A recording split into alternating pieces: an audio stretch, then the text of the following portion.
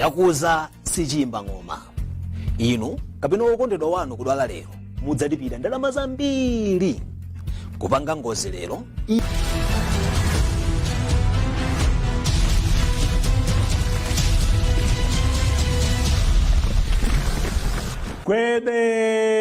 Gwede wadzanso pakanema yanu ya mivawa. Timakuthokozani kuti nthawi zonse simufuna kuphonyana nayo programu imeneyi. Ine dzina langa ndi Steve Kondobanda, ndili ndi Mr. Jawis Banda alandireni.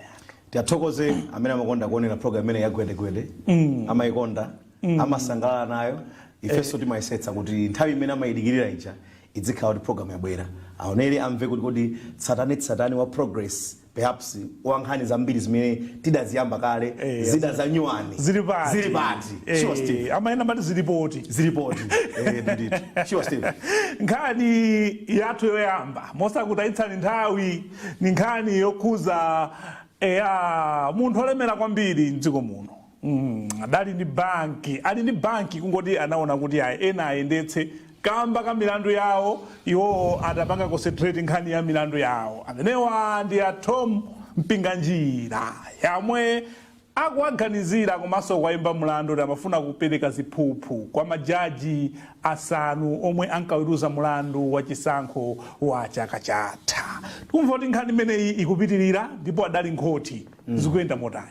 Zona di Steve nkhani tidayamba pakanthawi amalawi amayitsata nkhani imeneyi cholinga chathu nchoti tiitenge mpaka idzafike kumapeto azadziwe kuti nkhani ija inatha motani.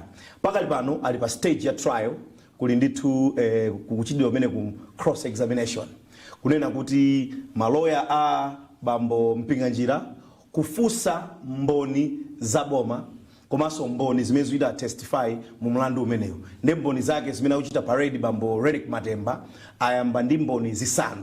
Majaji amene ndithu amene adachitidwa attempt kuti apatsidwe kobiri ndithu iwo akuti adakana ndi akupereka umboni wawo kuti kodi zidayenda motani. Kunali ndithu ma recordings tisaiwale kuyambira sabata yatha amene ndi Justice Mike Tembo ndi amene aliyambirira kenako kudabwera bambo Hile Potani ndiye kudabwera bambo Dingisoya Madise komanso ndekuti tikuyembekezera kuti lero kubwera Justice Redson Kapindu kenako lachisanu adzatsirize ndi Justice Ive Kamanga limodzi ndi ma investigators aku ACP. Sidanga mlandu uja inu mukapereka umboni ndi iwo aja amapanga no follow through tikaone kuti kodi zidayenda motani. Ndiye nokungonena po pang'ono kuti kodi zidayamba motani.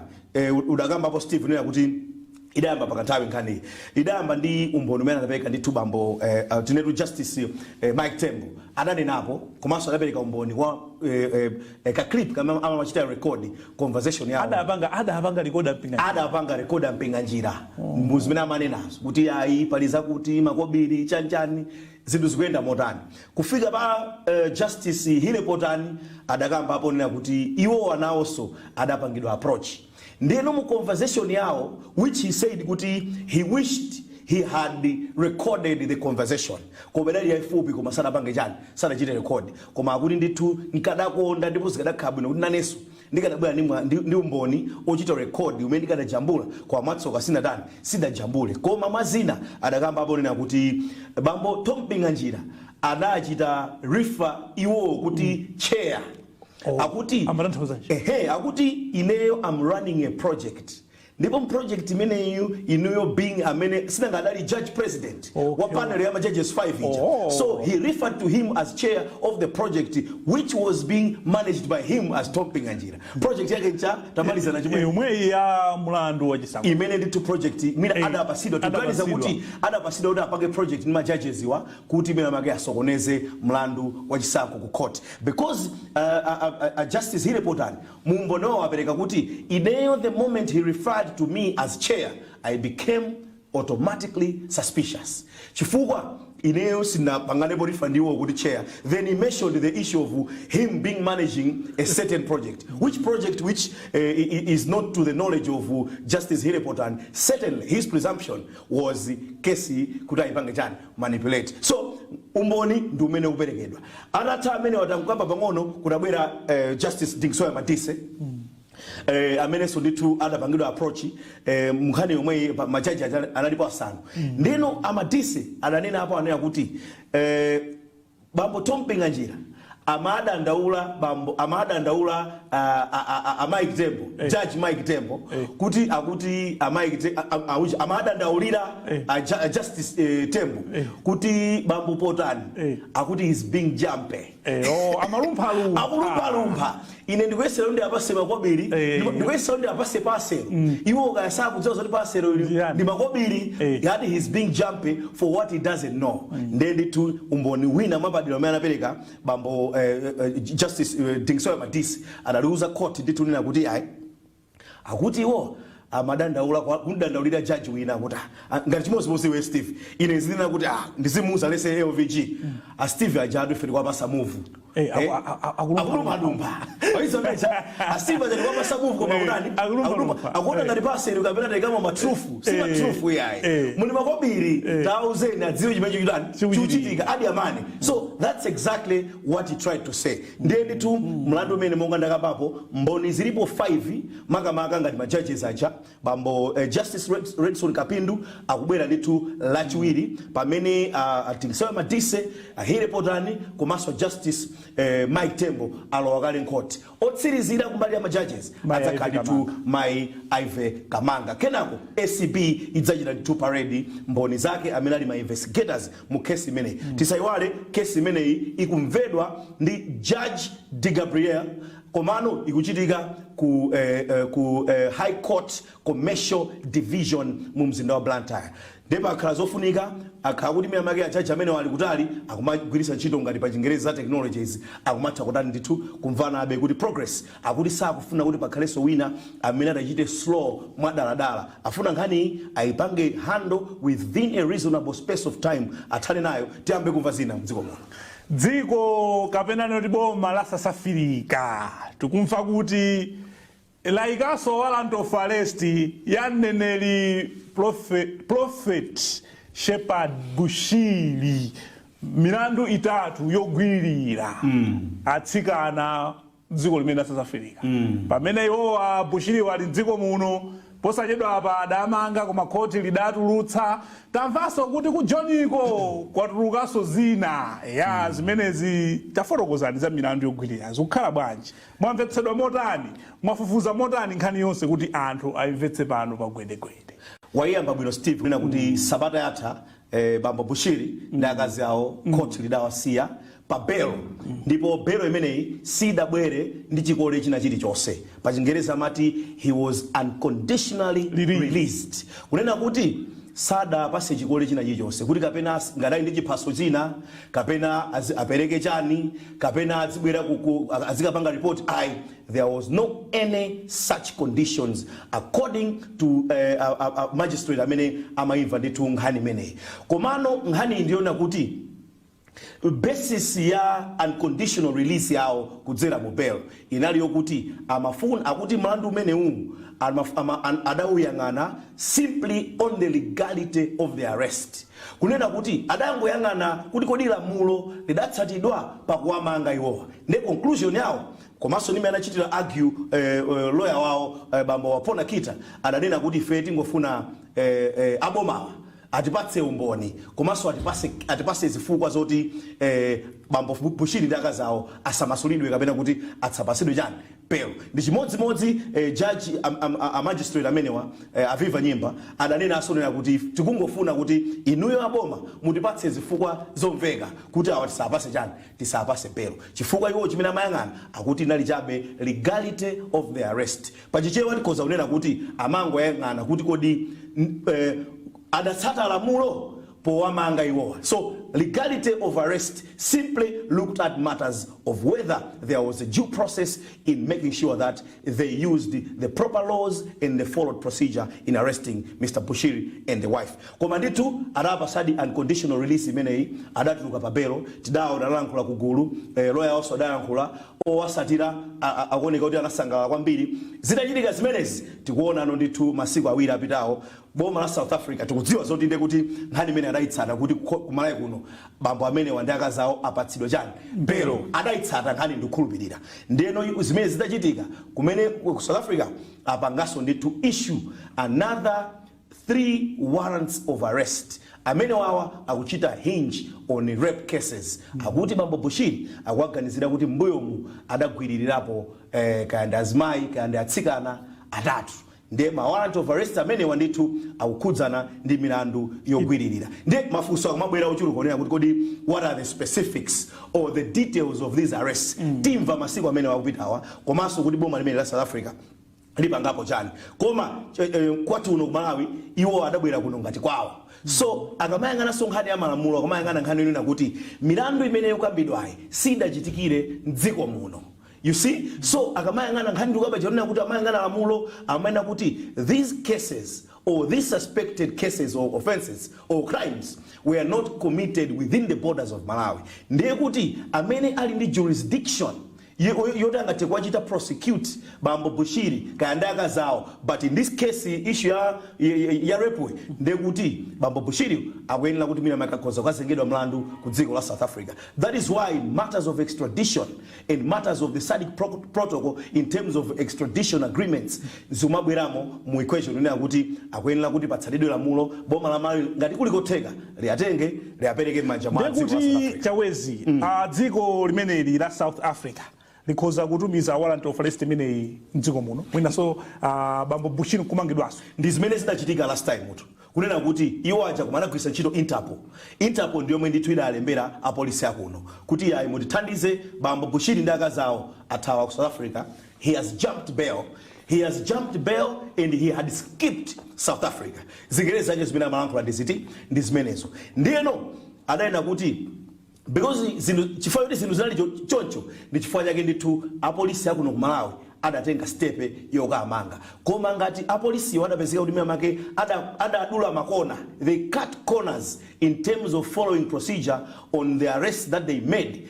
Before yake court adapezeka kuti they were found wanting. Therefore the magistrate had to unconditionally release Mr. Bushiri and the wife. Koma ndaiwa chinthu chimozi boma likuti nkhani siisia akuti they intend to file with the High Court what they are calling a judicial review on the decision which was made by the magistrate last week. Kunena kuti kodi chiganizo chimene court lidapanga laling'ono la magistrate limene lachitali lowa siya Bushiri ndi akazi awo unconditionally china chiganizo chonondola, so they are filing for a judicial review with the High Court of Malawi kuti akamve kuchokera ku High Court imene ndithu ili ndi jurisdiction yaikulu kuposa ndithu magistrate court. Ndetimva malingana ndi zolinga za boma kuti nkhani imene saisira pompa afuna akamve kuti court lalikulu la High Court likatinapo chani pa nkhani imene. Tibwereso kuseli kwa break poti nkhani zilipo zambiri timwekaye madzi kenako tikumaneso kuseliku.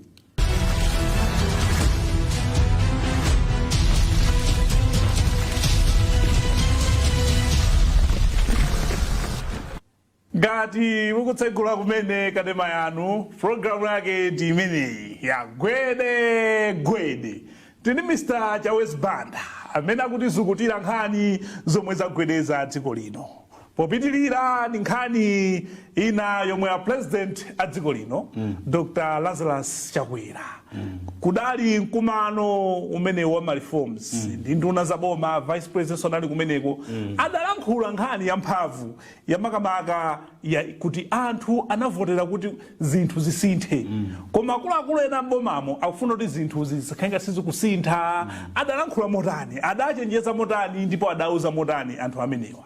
Ndizoona Steve nkhani yaikulu ndiyo kuti ma reforms aja pamafunika commitment, kudzipereka, kudzikhuthula komanso ukhale kuti iwe maganizo akali mmene momo komanso ndidavapo mbuyomu ndikacheza ndi olemekezeka a Michael Usi adali napo anena kuti if you are able to convince the mind you easily be able to mobilize the hand. Kunena kuti once munthu is convinced here for them to do physically zimateka.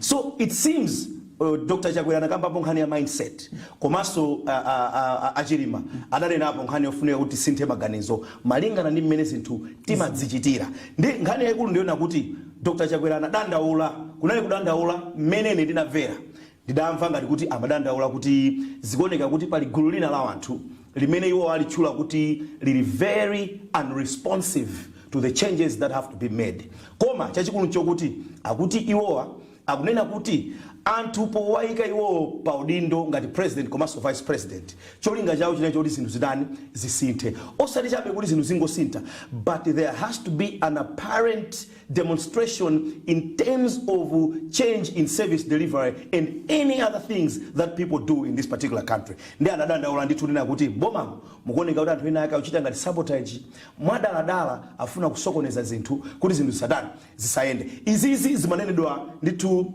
lolemba mu mzinda wa Lilongwe ku Kamuzu Palace pamene a vice president ngati minister of economic planning and the minister of economic planning and development komanso nduna ya ma public sector reforms ama signitsa ndithu ma parastatals okwana 66 komanso ma ministries ndi ma agencies ena aboma ama signisa ma agreements or ma contracts amene ndithu kunena kuti ifeyo tidzipereka kunena kuti ntchito iyi yosintha zinthu kuchita ndithu ma restructuring kuonesesa kuti there have to be administrative reforms, financial reforms, infrastructure reforms kuti ndithu zinthu zimene zikamati zikuchitika anthu athe akudziwa kuti kodi zinthu ziyenda motani. Ndeno mmene amachita zimenezi amayenera kuti amene akwatsogolera kaya ndi nduna kaya ndi ma CEOs kaya ndi ma executive directors kaya ndi ndani whatever nomenclature they use to call the one who is at the helm of matters ndi amene ndithu amatsogolera ndi akuti pamene zimenezi akuchita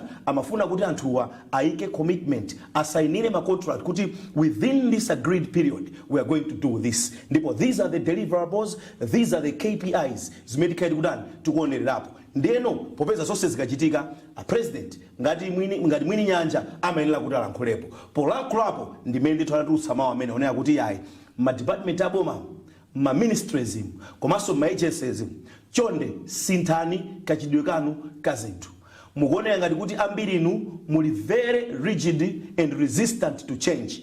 Please change. Ngati simukwanisa then tell us what to do. Chifukwa ife cholinga chathu tifuna tipange deliver ma aspirations a Malawi amene anaoneka through the vote or through the ballot kunena kuti anthu mene ankativotera ifeyo certainly anafuna kuti pakhale kusintha kwina kwake ndiye ngati ifeyo anatipatsa mandate yoti tibwerese kusintha kumene koko and we are trying to bring that particular change and that change is not happening.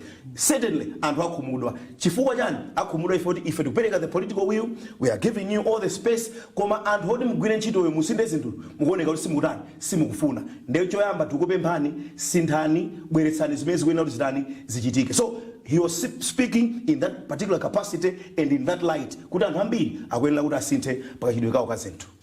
Amene anali wachiwiri kwa mkulu wakale wa National Food Reserve Agency ya bambo Gerald Viola sasowa pano pa gwedegwede. Yes. Iwowa tikumva kuti ntchito ndeyatheratu kumene ku NFRA. Yes. Zakhala bwanji kuti achotseretu ntchito ngati deputy CEO a Gerald Viola. Mbuyo monso adaganirizidwa pona adapangisa kata ujeni pinyo galimoto iyo kandesuma iwala imabwawa imakusangalasa galimoto munthu kulimba mtima yaboma MG kukayipangisa pinyo kukatapira inda utero tu. Such was the carelessness of the public officers. Tisabise papa, right? That's how careless one could be. Imene ndio mwe achotsera. Hai sana Joseph Fajimene. Ya imene. Ulendo uno imene jadali ina. Komano ulendo uno achotsa kunena kuti okay mwayamba bwino. Bambo Gerald Viola adali Deputy Chief Executive Officer wa National Food Reserve Agency. National Food Reserve Agency ndikumene kumapezeka ma strategic grain reserves kumene timati when we have surplus timagula kulingobweza boma timagula chimanga kumanga anyamata amasiku namati kushava timagula chimanga kukashava kumene kucha tikasunga kumene kucha kuti tsiku lina amena kuti always prepare for the rainy day. Kulanda kuza kuti tsiku lina zikazavuta by the rainy day, I mean zinthu zikazavuta tsiku limenelo tizapite kumene kuja tikatenge tiyapatse anthu amene ali vulnerable, amene akuchita face njala kapena kuti njala ikoza kwavulaza. Ndiye ma grain reserves amene aja nditu mbali modzi imakhala nditu pansi pa amene wa NFRA. Ndiye no chimechitika chokuti bambo Gerald Viola ngati deputy CEO wa NFRA akuti paokha adalemba LPO, local purchase order, kuilembera Mrs. Trading. Ndicho linga choti ipange supply 10,000 metric tons, which were of the monetary value equivalent to 3.3 billion Malai kwacha. Ndiye mukoza kuona kuti a decision attracting an amount of 3.3 billion Malai kwacha to be made single-handedly or arbitrarily sizona. That means he flouted corporate governance.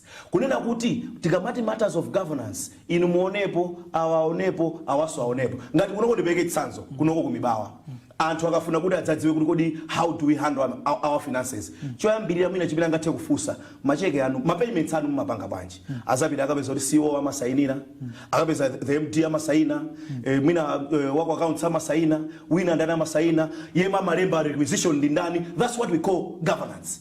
Those are matters to look at, matters of transparency and accountability. So for him as an individual to have issued this particular local purchase order amounting to 3.3 billion Malai kwacha, questions were raised. Komanso, it was a misconduct. Ndieno, singhani yokuza ndale, menene nduganizira, singhani yokuza ndale. Chifukwa ngati mundu paeka, komanso CEO, and after all, LPO, imabangidwa issue ndi anthu aku procurement. Ine meni madziwira anthu aku procurement ndi amene amalemba LPO. Ndiyeno iwo angati deputy CEO zidakhala banje mphamvu. That's what I'm saying, kuti that is how careless one can be as a public officer. Ndi mene nditu kalikale zinthu zimayendera.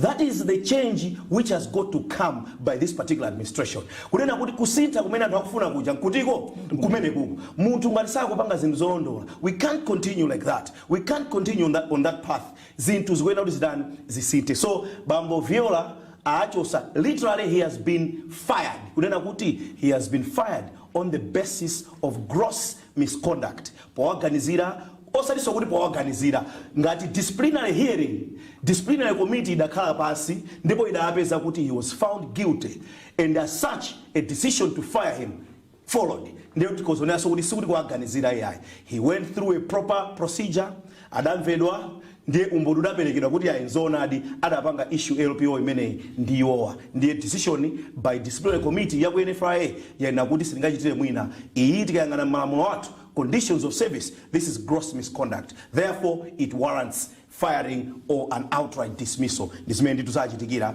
babo Gerald Viola kufika tsiku la lero. Godfrey Tai. Amaenda ni Baron Tumba. Awaso makonda. Amaenda ni Baron Tumba.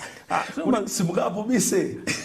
Umakumbukira kuti timati nthawi kampeni ija a vice president akatala ngule a Godfrey Tai amanena atimisa makla imene zimachitika umboni nawo mafoni amaimba mafoni anyamata ku makla amaimba kuli mukutana kula Godfrey Tai zona adasamusira kulilongota board. Yes, adasamusira kuti a DPP kuli nda DPP adachosa ku makla adaponya ku lilongota board ndi a DPP adakaponya ku lilongota board ndi a DPP imali seni aliti Baron Tumba amaendera bero akuti abwezeretsa kujeni ku Malawi Postal Corporation on redeployment arrangement. Akuti achosa ku Malawi, achosa ku lilongota board kumene akuona kuti miyamake chito singaende bwinobwino apilisa ku Malawi Postal Corporation kuja kuma yangana za mapositi makalata komanso nditu masiwana za mabasi apanga za courier ndi apilisa kumene kuja maona za mabasi zinazofira town company yake imene apilitsako ndi imeneyi. Koma ndi chiyembekezo cha anthu ambiri unena kuti kutsuntha munthu kumpilisaso ku agency ina ya boma o department ina ya boma o parastatal ina ya boma zinthu tumena pakimene make sizingakonzedwe. Koma ndikungokhulupirira kuti this is the first step amongst the many imene mwina make boma likutenga kuti mwina make due diligence imene akuchita ija due process akuchita ija kuti zinthu ziyende bwinobwino pasakhale ovutika komanso pasakhale olira mwandikumbusazo kukhala ngati kwa wireless ya boma zachitikaso zakali zomwezi pang'ono ndikuona ngati kuti zinthu zamba kusuntha pang'ono boma limalonjeza kuti amene zomwe I think anthu amayembekezera yes zayamba kuchitika. and when you look at the names which are being mentioned silichula zina la munthu pano komano when you look at the names who have been moved kuti mina amake tangosunthani pang'ono tioneke tike pa anzanu ukayang'ana mayinawo uona ndi kuti sanalakwitse anthu ake ndi amene amapanga zinthu zosokoneza zokhazoka so when you look at the names which are in the public domain muona ndithu kuti mayinawo ndi omweyo ndithu palibe cholakwika ndipo yemwe amapereka mayina ameneyo ayenera kuti ndi munthu oti akuzidziwa ndipo mmene zinthu zimayendera ndifo yake nthawi yambiri timatika makamba pano Steve makonda onena kuti zimene timachita ifeyo kaya pa wireless kaya pa TV anthu amaona so you see kuti the names ndapereka chitsanzo cha ku nyumba ya boma when you look at the names which are there uona ndi kuti anyamata ake ndi ati ndomweyo ine ndirekezepo kwa lero iyayi ndikuthokozeni kuti iyayi nkhani zomwe tinakhoza lero ndithu mwazizukuta amalawi amva kwina kulikonse kumene ali ndikuthokozeni kuti munali pamenepo nali ndi Mr. Chawezi Banda komanso pamakina wathu wa nthawi zonse Sumeya Chitela ya chidzukulu cha mfumu Achitela kumbulumbuzi uko boma la Chiladzulo komanso ya Duncan Chaponda wakumulanje pachonde apo pamachitika mlakho paja pamenepo nde pakwawo ine Steve Kondo Banda anthu kuti amafunsa tili makondo tchula mayina kumuzi kwa anzanu ine simuchula ine ndi Malawi mukhale ndi tsiku lopambana gwede